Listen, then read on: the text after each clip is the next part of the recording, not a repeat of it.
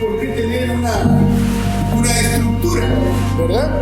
Habíamos visto por qué es necesario, es importante tener una estructura para el cuidado de los hermanos, especialmente con los que vienen, para que los que vienen puedan llegar a un lugar y ellos se sientan cuidados. La palabra, hermanos, cuidar, en realidad es la manifestación del amor de Dios. ¿Ah? No, amor no es el hermanito Alex, qué lindo este hermanito. Pero el día que Alex no haga lo que yo le pedí, entonces ya no es el hermanito, es el hermanazo. Ya no es el hermano amado. El amor no tiene por qué ampararse en lo bueno del carácter de una persona. Si hubiera sido así, Dios no me hubiera escogido a mí. ¿Me entienden, hermanos? No es esa la manifestación del amor hacia Dios y el amor de Dios para con nosotros, lo cual se debe manifestar unos a los otros. Amén. Sí. Yo le digo que en mi poco tiempo de caminar en el Señor y de servir al Señor, he visto cosas que me han sorprendido. De hermanos que van aún delante de nosotros, o que en ese tiempo iban delante de nosotros. Vi cómo despreciar a alguien. Vi cómo murmurar de otra persona. Y yo me asustaba cada vez que veía eso. Entonces, y allí muestra cómo es que no se manifiesta el amor de Dios. De tal manera amó Dios al mundo. No estaba hablando del sistema, estaba hablando de usted y de mí. Pero éramos personas que estaban inmersos dentro de este sistema que es contrario a Dios y nosotros practicábamos lo contrario a Dios. Éramos diferentes a Dios, pero Él lo amó a usted y me amó a mí. Amén.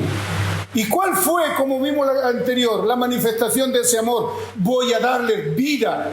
Amén. ¿Y saben por qué? Porque ellos están muertos y como muertos hacen todo lo contrario a mí. Dios es un Dios vivo. Amén. Y es un Dios de vivos. No es un Dios de muertos. Entonces, eso es maravilloso entender que el amor de Dios tiene que manifestarse. ¿Por qué mencioné eso? Porque aquí, en 1 Tesalonicenses, no solo bastó creerle a Dios, sino que esta fe, como Pablo habló en los Gálatas, es la fe que obra por el amor. Por eso ellos tuvieron una labor, un trabajo de amor. Se manifestó. No es como a veces nosotros creemos al principio en el Señor, luego vemos que un hermano no anda bien, lo sentenciamos muchas veces. Ese no es manifestación de amor, esa es condenación. No podemos hacer eso. Eso no quiere decir que hay que pasar por alto los pecados de los hermanos, tampoco quiere decir eso. Si hay un hermano que sirve en la vida de la iglesia y comete esas faltas graves, comete pecado grosero, es verdad, él no debemos condenarlo, pero sí separarlo de un servicio. ¿Por qué? Porque cuando se sirve, se da testimonio. Amén. Y lo que se pierde es el testimonio. No se pierde de que él sea un hijo de Dios o una hija de Dios. Entonces, ¿cuál es mi función de la obra de amor? Es restaurar a ese hermano. Amén. Si yo les digo algo que en verdad Es algo que antiguamente lo veía tan elevado. ¿Sabe que los primeros años que creía en el Señor y escuchaba hablar de la venida del Señor, yo entre mí mismo pensaba, me dejaba engañar por Satanás?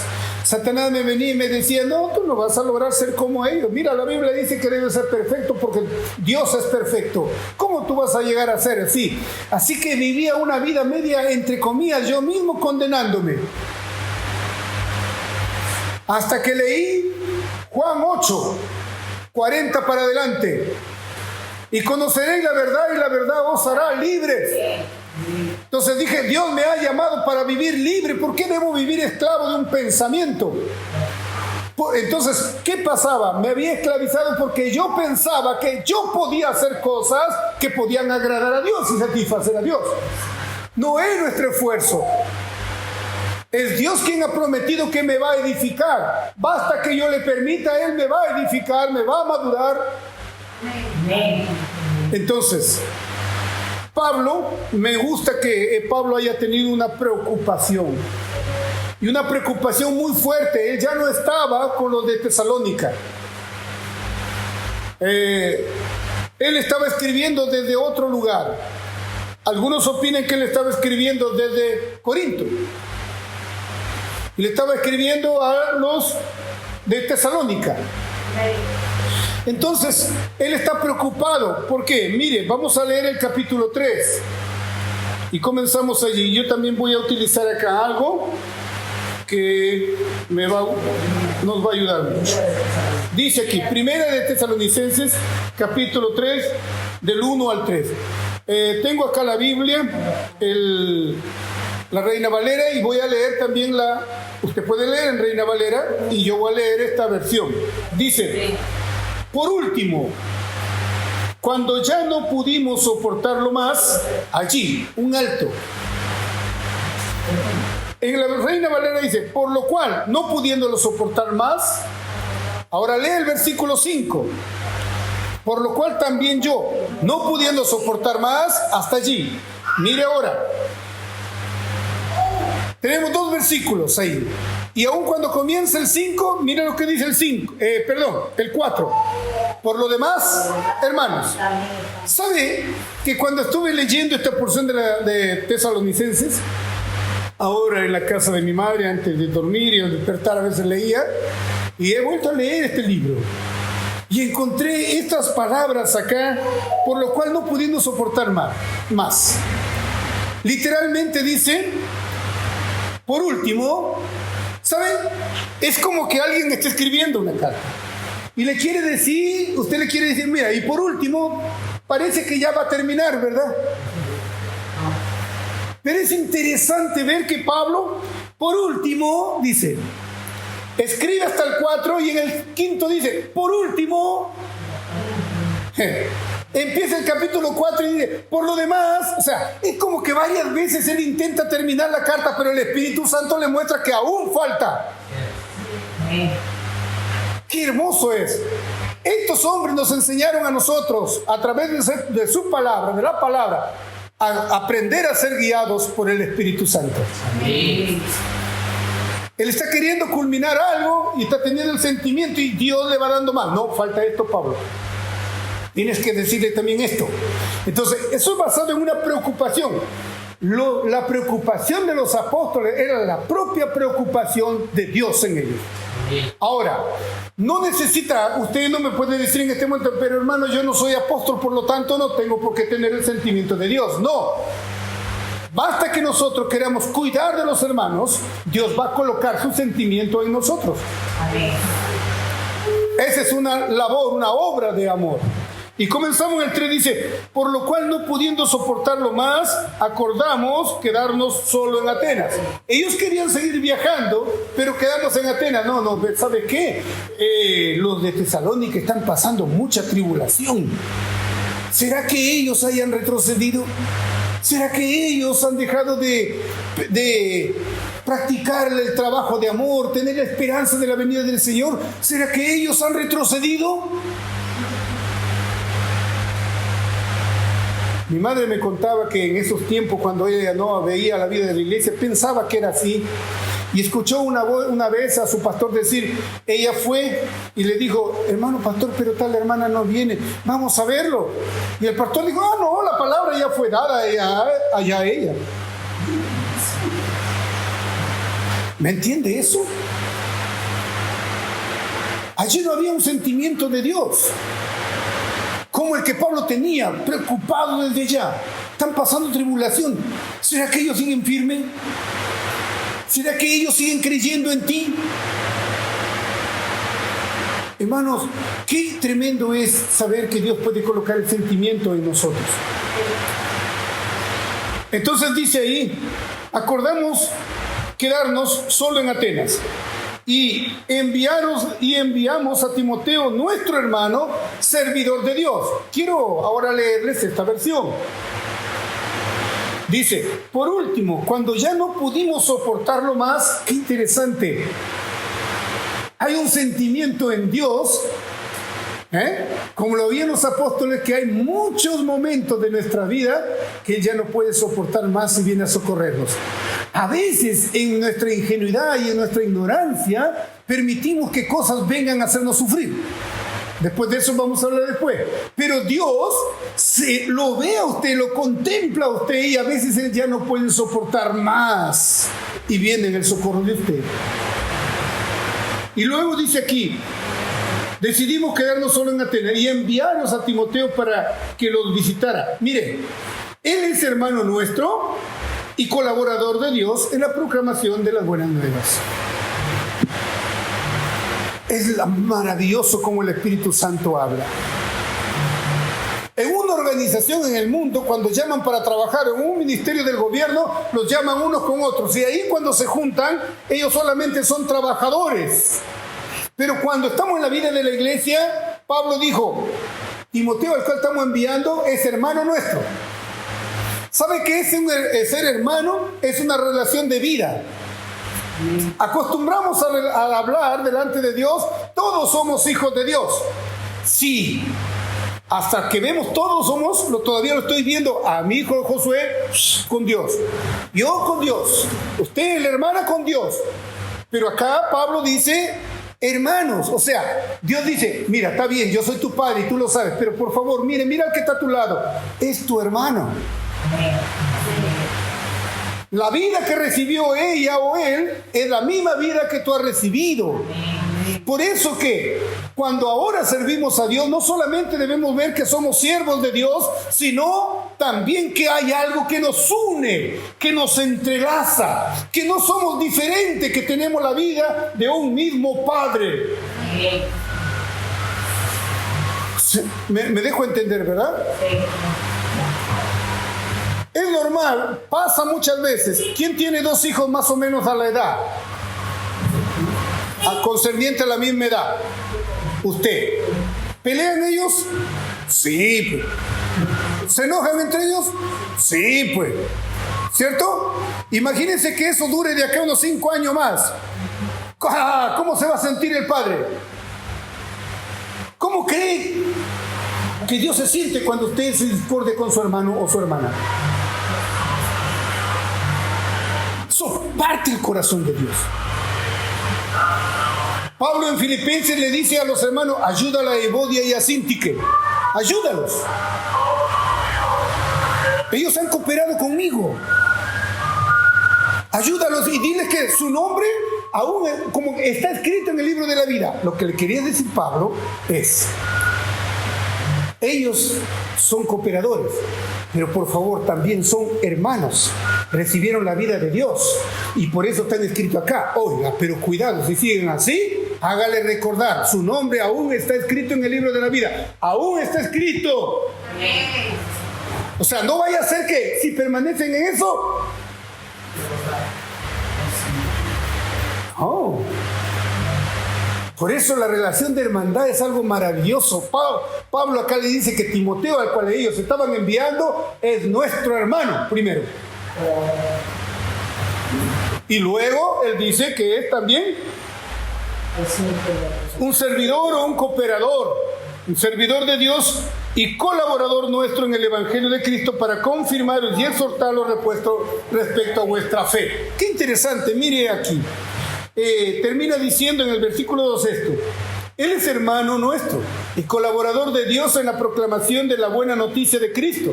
Lo enviamos a ustedes para que fortaleciera, los alentara en su fe.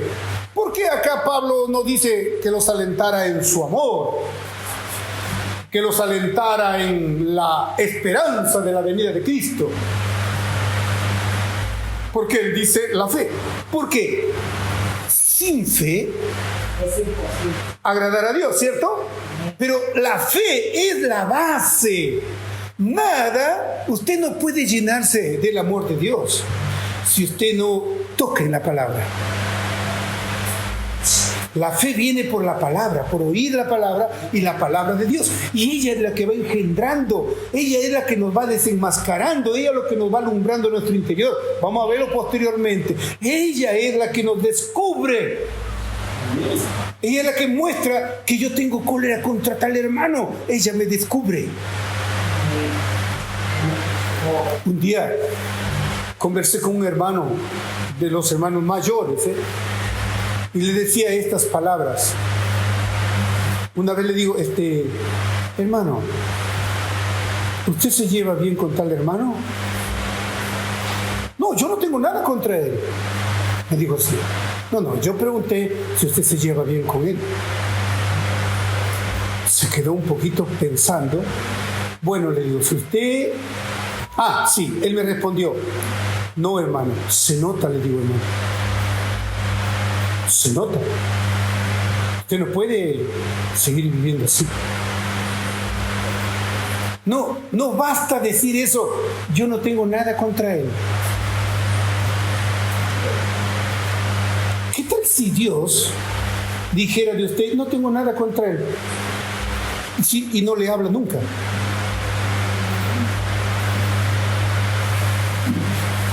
Nosotros no podemos dar a alguien lo que no tenemos. Lo que no tenemos. Por eso me encanta cuando los hermanos dijeron Juan 14 al 17 es lo máximo de la revelación. No sé, hermanos, ya he perdido la cuenta cuántas veces lo leí, Juan 14 al 17. Y una de las cosas impactantes del Señor Jesús, está orando en el capítulo 17 y le dice al Padre, la gloria que tú me has dado, yo las he dado a ellos. Entonces quiere decir que el Hijo recibió esa gloria y ahora se la daba a ellos. ¿En qué consistía? En mantener una unidad pura. ¡Qué preciosa cosa! Si usted y yo no sabemos arrepentirnos, pedir perdón a otra persona y perdonar a otra persona, a tal punto que no puede quedar algo con ella. No creo que compartí con usted, pero hace un tiempo atrás compartí con las hermanas o con el norte, más al norte. Y allí les decía, Dios nos dio a nosotros el ministerio ¿de qué? De reconciliación. Cuando estábamos viendo Corintios, ¿recuerdan? Dios nos dio. O sea, Dios se sabe reconciliarse con el hombre. Él se sabe. Y Romanos 5, éramos enemigos, nos reconcilió.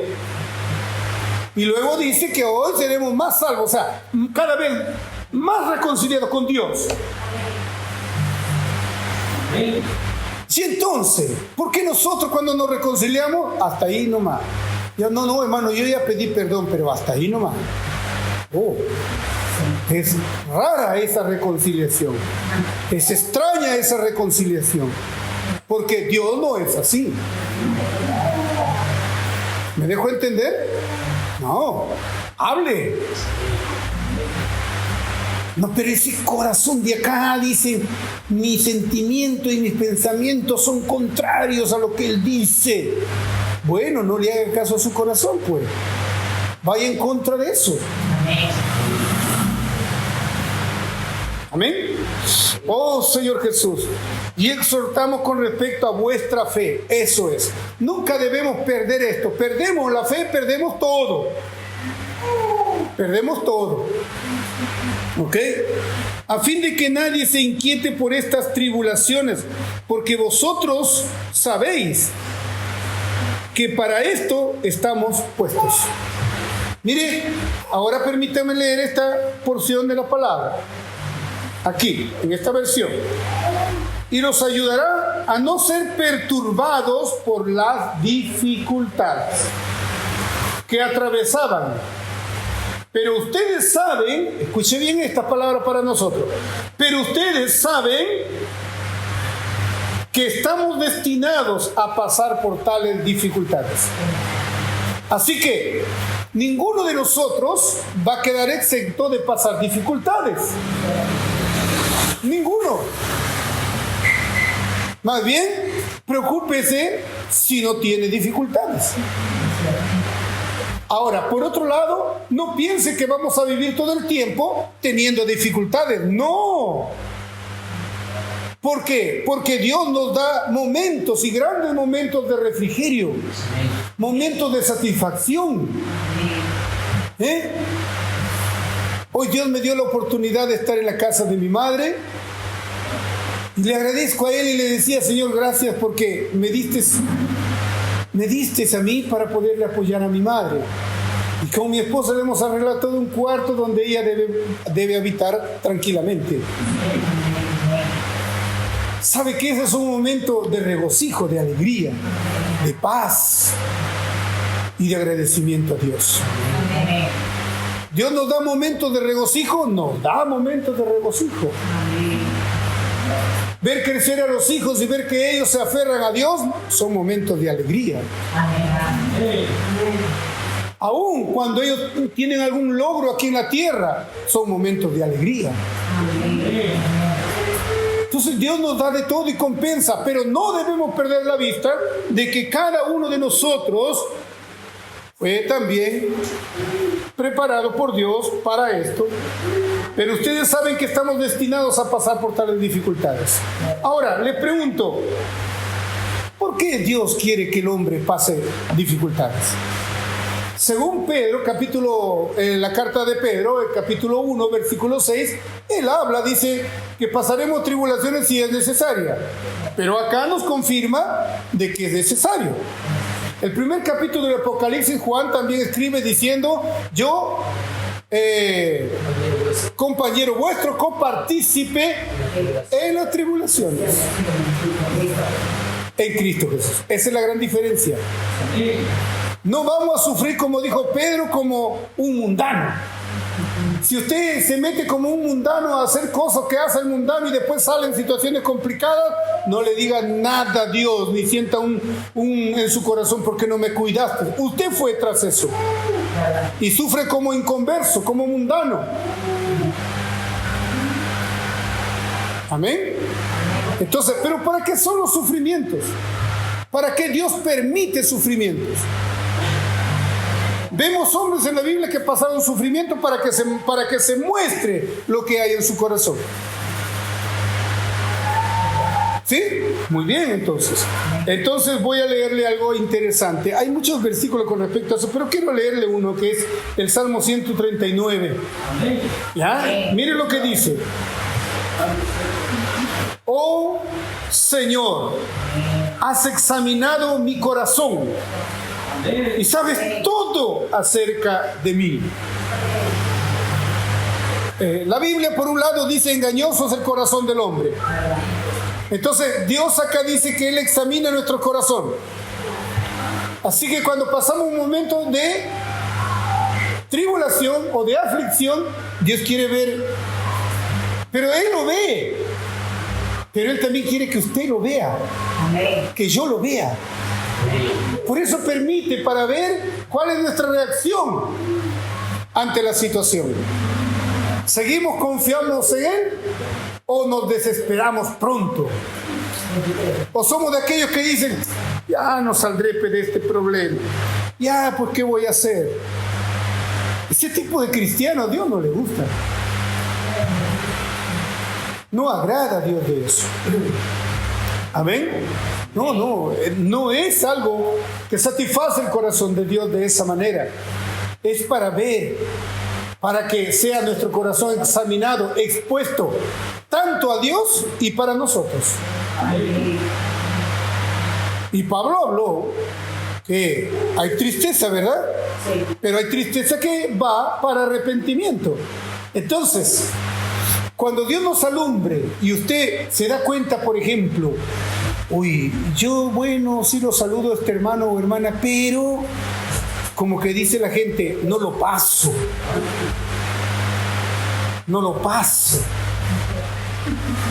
Y preciso, cada vez que ella canta o interviene, mi corazón se hace. ¿Me entiende?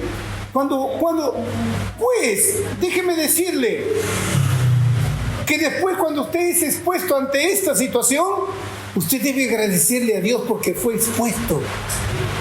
Lo más terrible es que ese sentimiento negativo haya quedado oculto en su corazón. Lo que Él quiere es que salga, que brote. Aleluya por eso. Entonces, eso es lo que quiere hacer Dios con nosotros. Por un lado, mostrarnos, ¿para qué? Para que nos arrepintamos y poder tomar otro rumbo. Ahora, no necesariamente tiene que mostrarnos algo pecaminoso o algo muy manifiesto, que es algo negativo, tan negativo para arrepentirnos, no, sino que también tenemos que aprender a arrepentirnos conforme al camino que estamos teniendo. Por ejemplo, si usted vive la vida de la iglesia y vive de una manera pasiva,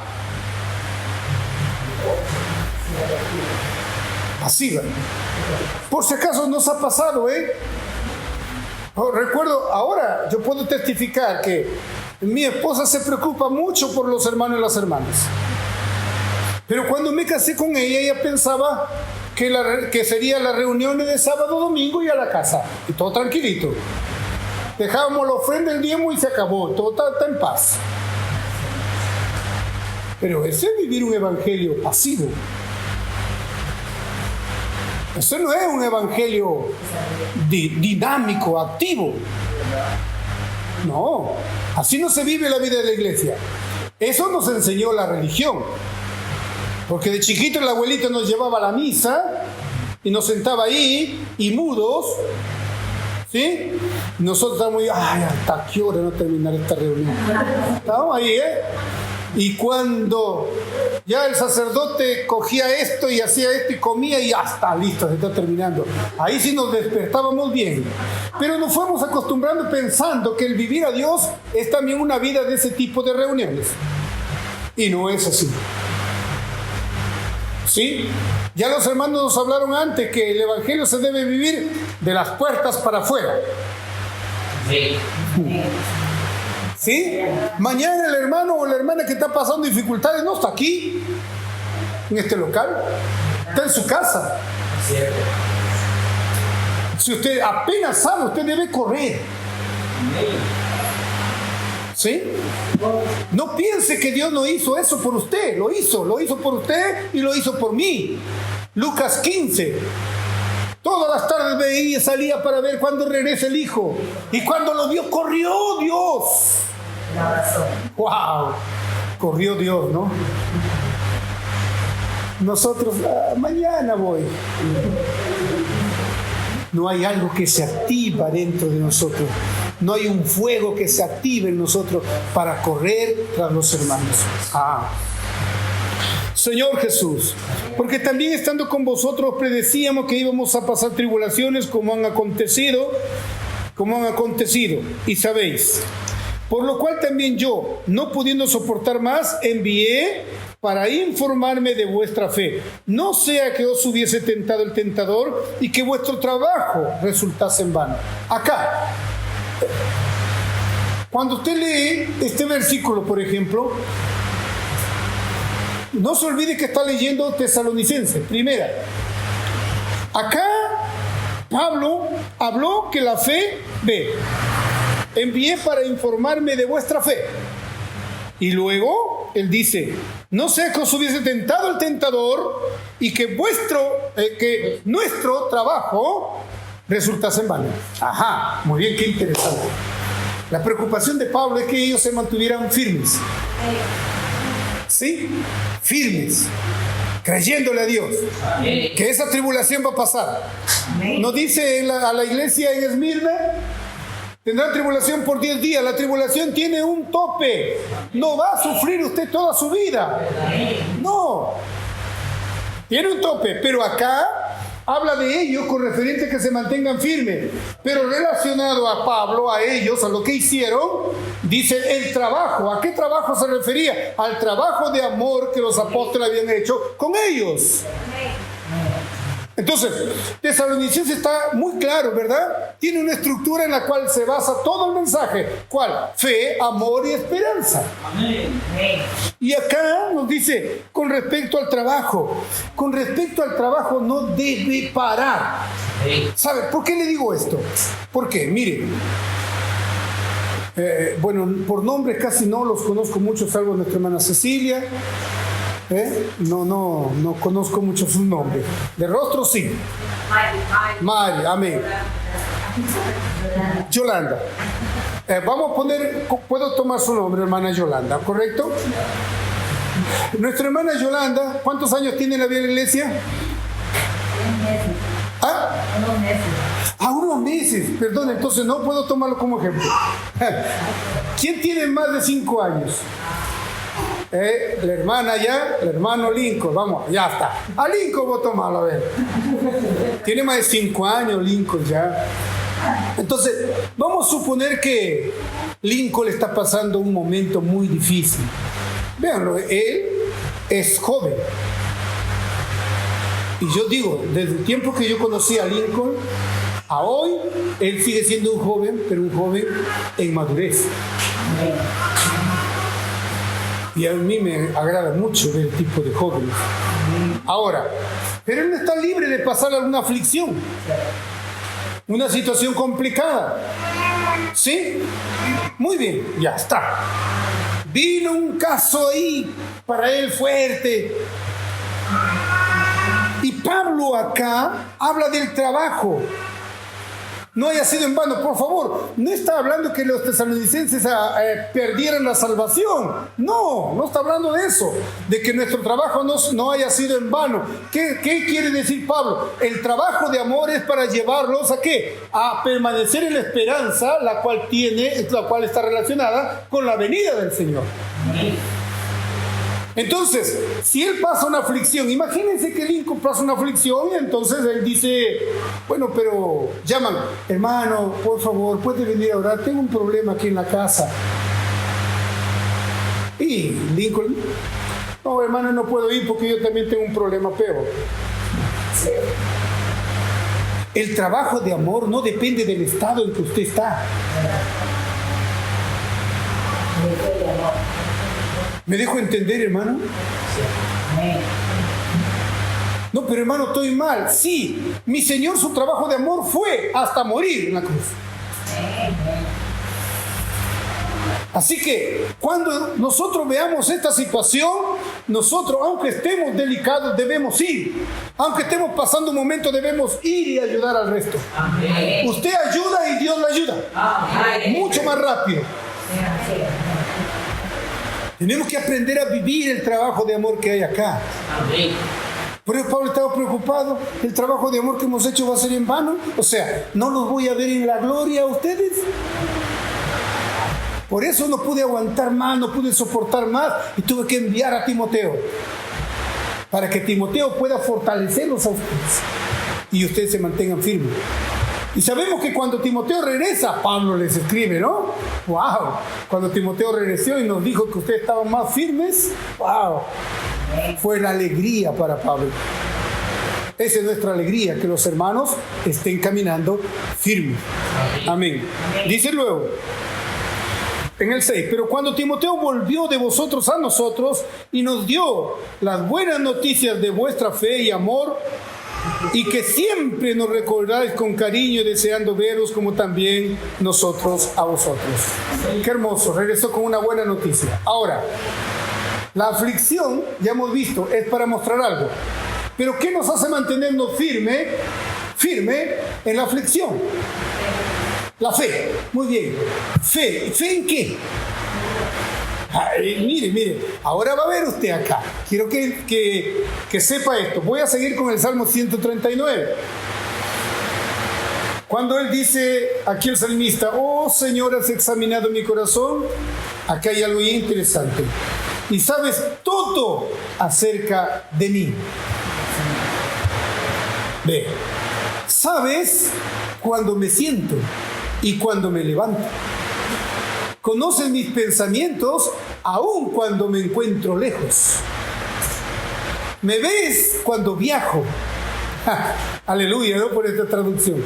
Me ves cuando viajo. Y cuando descanso en casa, sabes todo lo que hago. Sabes lo que voy a decir, incluso antes de que lo diga, Señor. Vas delante y detrás de mí. Pones tu mano de bendición sobre mi cabeza. Semejante conocimiento, dice David, es demasiado para mí. Yo no puedo entender eso. ¿Sabe? Si quisiéramos así resumirlo, agarrar todo esto, lo que David está diciendo es que en cualquier momento suyo o mío, sea de aflicción o no de aflicción, Él está allí. Amén. Allí está. Y eso necesitamos estar seguros, creer que Él es con nosotros. Eso es maravilloso. ¿Quién está sabiendo? Usted se va a dormir, Él sabe con qué pensamientos usted se duerme. Y después dice, jamás podría escaparme de tu espíritu. Jamás podría huir de tu presencia. Eso es. Si subo al cielo, ahí estás tú. Si desciendo a la tumba, ahí estás tú. Si cabalgo sobre la sala de la montaña y si habito junto a los océanos más lejanos, aún ahí, escuche bien, aún allí me guiará tu mano y me sostendrá tu fuerza. Nunca crea que cuando usted está en aflicción, el Señor no lo guía. Una de las cosas que cuando era yo todavía nuevo en la vida de la iglesia, tenía unos meses de haber llegado a la vida de la iglesia, fui a mi trabajo y es interesante, yo pensé que ese que colocan en la pared solo lo tenían los cristianos, pero lo tenían en las oficinas donde yo trabajaba. Y ahí llegaba para firmar y vi ese letrero. Y contaba una anécdota que yo sé que usted lo conoce, pero acuérdese de ella continuamente.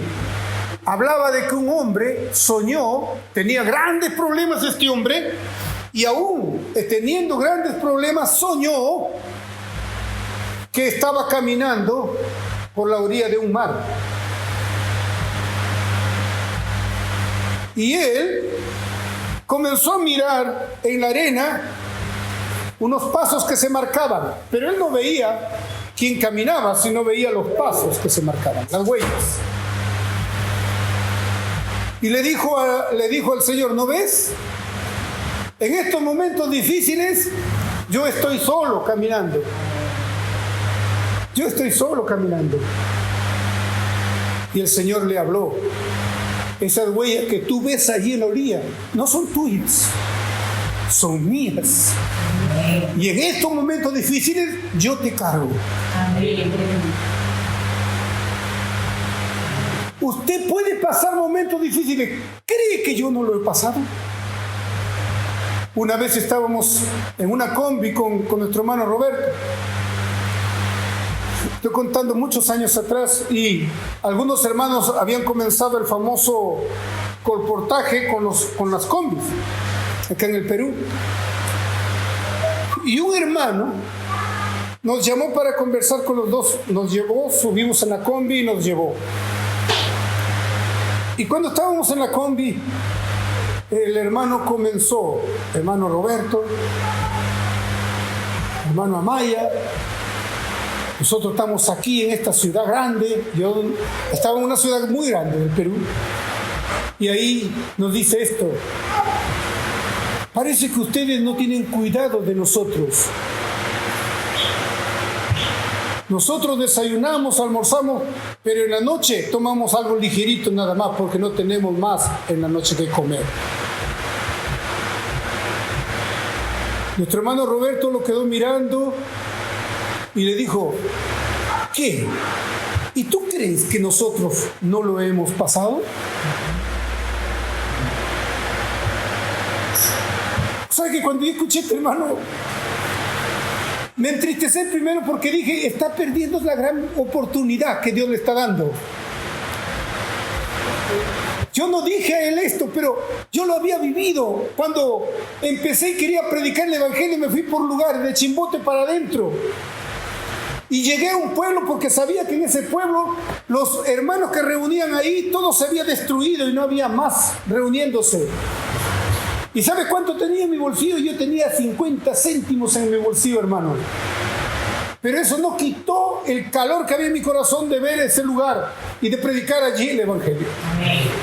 Y una persona, un joven, quiso acompañarme. Yo no sabía cómo decirle no. ¿Por qué quería decirle no? Porque no tenía cómo ayudarlo a él en la comida. Sabía que si llegábamos a ese lugar no íbamos a tener que comer. Y no quería que él pase eso, pero él me porfió. Y fuimos a ese local que lo habían abandonado los hermanos y nos metimos ahí. Y yo encontré una olla vieja ahí.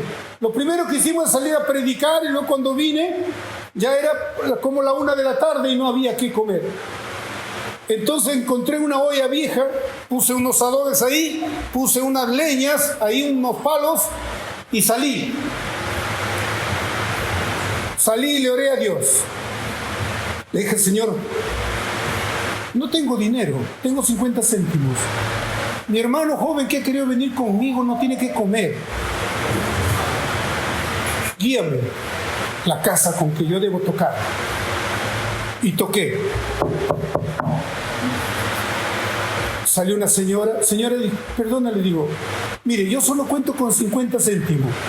¿Me quiere vender la mitad de una yuca? Porque ese lugar producía yuca. ¿Me quiere vender la mitad de una yuca? Ella me miró y me dijo: ¿ustedes son los dos que han llegado a ese local? Sí, no se preocupe. Fue y sacó 2 yucas grandes y nos dio. Vine, lo herví y comí. Tranquilo. ¿Por qué creemos que en el evangelio todo nos va a ir fácil? Él tenía buen desayuno, buen almuerzo y algo ligero en la noche, y se estaba quejando. Una vez, un hermano le dijo, estaba el hermano Don allí, y una vez él le dice: hermano Don, no hay problema, hermano Don, donde nosotros vayamos, con que haya un pancito con mantequilla, suficiente.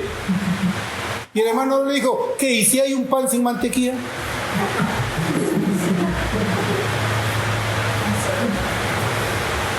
El evangelio, ¿sabe para qué es?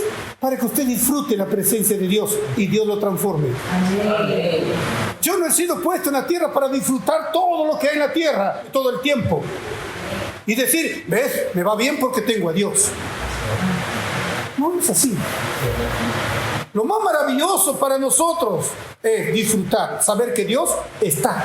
Amén. Que donde usted va, Él está. Amén. Eso es lo más maravilloso, saber que Él está, que Él conoce mi levantar, que Él conoce cuando yo me siento, cuando yo me acuesto, cuando yo me paro. Él está delante de mí, está detrás de mí. Y hay otro versículo, otro salmo donde dice: Él me rodea. Amén. ¿Puedo entender yo eso? No puedo entender, pero Él está. Amén. Crea, hermano, Él está. Amén. Como sabe decir a veces mi hijo, ¿que acaso se ha muerto alguien por comer esto? Ve, estoy aquí, no me morí. Sí, yo le agradezco a Dios porque siempre estuvo conmigo, ¿sabe? Otro hermano que cruzamos los Andes para llegar a un pueblo, a Santiago de Chuco, cuando yo vivía ahora todavía en Trujillo, y nos fuimos a predicar por esos lugares y no había carretera. De ida, 14 horas de cuesta arriba y un guía con nosotros. Lo bueno es que este guía había sido hermano antes cristiano, pero de venida ya no estuvo él. Y los hermanos preocupados dijeron: hermano, pero ¿por qué no esperan mañana para que llamemos a un hermano que los guíe? No, pero el carro, le decíamos, el carro llega mañana temprano, cruza después de ese río y ahí teníamos que ir a tomar. Teníamos que cruzar los Andes. Caminamos todo el día, eran las 5 de la tarde y estábamos perdidos en medio de los Andes. Perdidos. Y cuando mirábamos para todos lados, solo eran cerros y abismo abajo. Yo quería hacerme la del malabarista y quería cruzar la falda de un cerro donde cabía solo un pie. Y me quedé así tirado y abajo el abismo, atrás de mí del abismo. Y mi hermano que estaba conmigo me dice: no sigas, te caes. Y ahí se acabó todo. Vuelve. Ahora tenía que volver y retroceder y mi pie tenía que caer en ese pedacito del cerro. No sabía invocar en ese tiempo, pero sí orar. Y oré al Señor. Y conté 1, 2, 3. ¡Guau! Me doy vuelta y mi pie cayó preciso en esa ranura del abismo para no caerme. Estábamos perdidos allí. Y ahora, Señor, ¿qué hacemos? De hecho, moríamos helados ahí. En eso miramos a nuestro alrededor y encontramos una muestra como cuando caen los huaicos. Eso era. Esa era la señal que Dios nos hizo ver. Entonces yo me acordé, por el conocimiento que tenía de la universidad, es que los huaicos siempre descienden hacia un río en la sierra. Así que nosotros, le dije a él: vamos allá, y le seguimos solo el rastro del huaico. No nos interesa dónde nos lleva, pero ahí está, ese nos va a llevar al río que conocemos. Y así fue. Antes de que oscurezca, llegamos al río. ¿Quién nos ha dicho de que todo va a ser color, como dicen ahora, color de rosa? No es así. Tiene que salir de nosotros, expresarse cuánto le creemos a Dios. Amén, hermanos. Amén. Qué bueno ver todo esto aquí en este librito tan maravilloso. Y acá dice, en el 4: por lo demás, hermanos, os rogamos y exhortamos en el Señor Jesús, que de la manera que aprendiste de nosotros, como conviene conduciros y agradar a Dios, así abundéis más y más. Y acá estaba hablando, perdón, por acá vi una palabra que ustedes han visto eso de los hermanos que deben considerar los hermanos que van delante de nosotros, ¿verdad? Pero no pensemos, hermano, que esto quiero mostrarles algo a ustedes, que cuando habla la palabra de considerar a quienes van delante de nosotros, no es para que nosotros tengamos que decir: sí, pues así dice la palabra, pues, que me voy a someter a tal hermano. O si en el servicio una hermana está liderando algún servicio, que me voy a someter a este hermano, a esta hermana. Pensamos que simplemente es una orden. Por un lado es una orden, pero no es solo por eso. Cuando usted dice: Dios entró a mi espíritu para que algún día desde mi espíritu gane mi alma y Dios sea expresado por medio de mí. Yo creo que cada uno de ustedes sabe esa doctrina, esa enseñanza. Pero déjeme decirle algo. Que Dios se va a manifestar, sí, desde nuestro espíritu, pero cuando nosotros practicamos lo que Él nos manda. Pablo les llegó a decir: si hay algún hermano que no quiere obedecer esto, esto.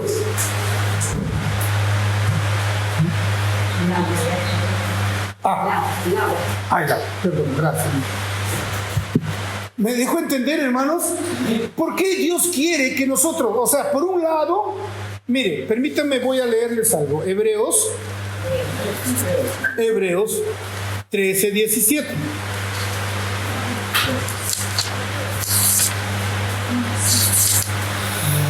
Oh, mi amado Señor. Dice aquí: obedeced a vuestros pastores y sujetaos a ellos, porque ellos velan por vuestras almas. Qué interesante. Mire, acá, usted sabe que esto a veces ha sido mal usado, ¿no? Los pastores mismos usan, en las congregaciones, nuestros hermanos, usan esta palabra para hacer que las personas se les sometan. Acá no muestra tal cosa. Lo que Dios quiere cuando ve a una persona sujetándose a otra, allí es donde Él se expresa. ¿Por qué digo esto? Mire, Dios triuno, 3 personas en una, que un día ellos acordaron el manifestarse como el Padre, como el Hijo y como el Espíritu Santo. Y entre ellos el Padre, según Efesios 1, nos escogió y nos bendijo y nos separó para ser santos y sin mancha. Y el Hijo dijo: bueno, yo voy para ejecutar tal cosa. Y el Espíritu Santo dijo: sí, después que Él ejecuta, yo voy y sello a cada uno de tus hijos. Una sola obra. Pero ellos tomaron la decisión. Por eso el Hijo dijo: yo he venido para hacer tu voluntad. Entonces es un Dios maravilloso que hace un solo plan, que ejecuta una sola obra. ¿Me dejo entender? Entonces, cuando las personas van a ver Dios entre ustedes, cuando aprendan a sujetarse unos a otros, ahí se va a manifestar Dios. Eso es crucial. No es porque yo me tengo que someter a los hermanos responsables que se habrán creído ellos. ¿Me entienden, hermanos? No es eso. Por eso acá, ¿qué dijo? Perdón, vamos a leer primero acá. Obedeced a vuestros pastores y sujetaos a ellos, porque ellos velan por vuestras almas, como quienes han de dar cuentas, para que lo hagan con alegría y no quejándose, porque esto no os es provechoso. O sea, ¿quién vela por su alma? A los hermanos que sirven. Velan por la salvación de su alma, de usted. Y por eso, cuando aparezca el príncipe de los pastores, ¿qué va a hacer? Va a dar el premio a los pastores, ¿verdad? Eso. ¿Por qué? Porque ellos velaron por su salvación de su alma. Y usted debe aprender ¿a qué? A amarlo, a quererlo. ¿Me dejo entender, verdad, hermanos? Y entonces ahí hay un equilibrio maravilloso. Un cerrar puertas al maligno para hacer cosas negativas. Porque eso es, Dios tiene un orden. El mismo Hijo se sujetó. Mire, Filipenses capítulo 2, del versículo 5 para adelante. Tener este sentir que hubo en Cristo Jesús, el cual existiendo en forma de Dios, no se aferró al ser igual a Dios. ¿Y qué dice después? Y estando en el estado de un hombre, Él obedeció. Fue obediente y obediente hasta... ¡Oh, qué maravilloso! ¿Quién decidió obedecer? El Hijo. Decida usted en su corazón aprender a sujetarse y escuchar a los hermanos que van delante. Y los hermanos que van delante, no estoy hablando solo de un hermano responsable o de 2 hermanos responsables, porque cuando hay una estructura hay varios líderes. De cada servicio hay un líder. Los hermanos que sirven, que preparan el pan, la mesa del Señor, ellos también tienen que tener más hermanos a su lado, a los cuales les van a enseñar cómo servir al Señor en el partimiento del pan. Ellos también son sus líderes. Entonces uno aprende a escuchar. Y ellos aprender a conducirlo a todos ellos a la salvación de su alma. Amén. Eso es lo que tenemos que hacer. Entonces, es el sujetarse y que los responsables traten bien a los hermanos, velen por lo de la salvación de su alma, es para que Dios pueda ser manifestado. Amén. ¿Qué dice 1 Corintios 11:3? Que la cabeza de todo varón es Jesucristo. La cabeza de Jesucristo es Dios. Y la cabeza de la mujer, el varón. ¿No hay un orden? ¿Por qué es eso? Ah, pobrecita la mujer, porque va a andar todo el tiempo así. No, no es eso. Es para ver algo maravilloso, una relación mutua. La cabeza es para cuidar, ¿cierto? Mire, se hiere esta mano, se golpea, ¿sí? Y esta no queda allí. El cerebro, la cabeza, le dice: ¡uy! Está sangrando, aprieta. ¿Me entiende? Y se ve una armonía en el cuerpo ayudándose. ¿Pero guiado por quién? Por esta cabeza. La cabeza de todos nosotros es Dios, es Jesucristo hoy para todos nosotros. Pero para guiarnos, ¿para qué? Para replicar todo lo que ellos son aquí, en el vivir de la vida de la iglesia. Y ahí se ve una armonía, un orden divino. Y cuando eso pasa, no hay manera de entrar de Satanás para destruir la iglesia. Eso qué interesante, hermanos. Estoy mostrándole una visión para que vea algo maravilloso acá. Para que cuando aparezca el príncipe de los pastores, o sea, el príncipe de aquellos que aprendieron a guiar, a cuidar. Amén. Amén. Nuestra hermana tiene unos meses, pero es bueno que desde ya aprenda un día que usted tiene que cuidar, hermana. Amén. Vendrán otros nuevos de acá a un tiempo. Los que tienen más tiempo, cuídenlo. Amén. No le lleve, hermanita, usted tiene 5 meses, espérese que tenga 10 años, va a ver cómo son los hermanos. ¡Qué cosa! Perdónenme que le diga eso, pero esto es maldad, eso es maldad. Hágalo crecer puro. Amén.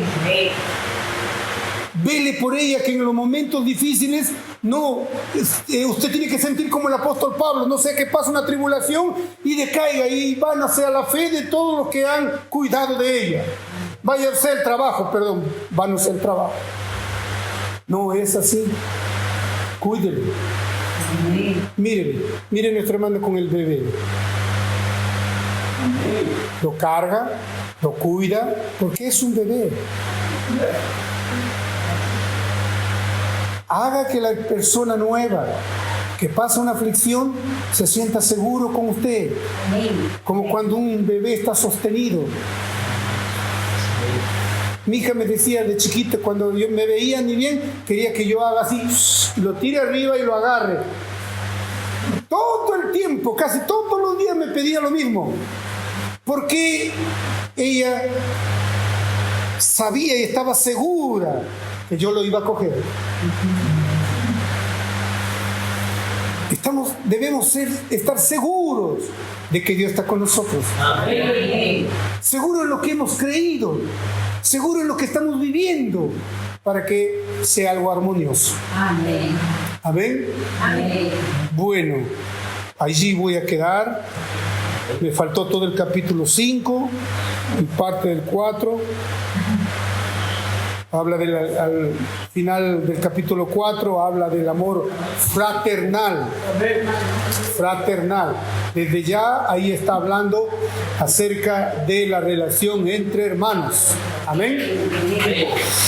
Oh, Señor Jesús, permíteme hacer una oración. Señor Jesús, agradezco a ti por tu infinita misericordia. de proveernos tu palabra en forma continua. Tú nos revelas, tú nos hablas, porque quiere que nosotros avancemos, que seamos conformados a tu imagen.